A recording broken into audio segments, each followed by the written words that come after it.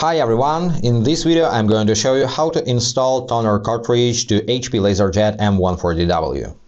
In a new printer, the cartridge is placed right inside, but it will have protective materials on it that need to be removed, so you will have to take the cartridge out first. To do this, open the scanning unit, just push it up and lift until it locks into place.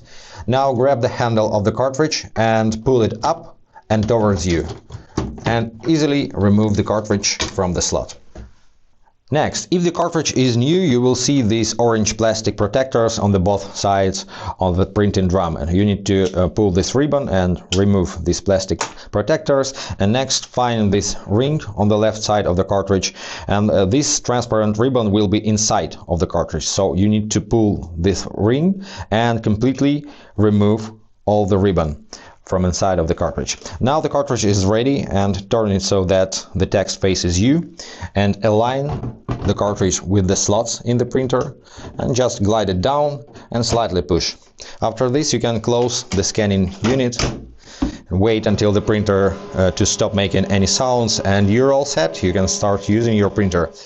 That's it. I hope that was helpful. If yes, consider to subscribe to our channel, hit the like button and be awesome. Bye guys.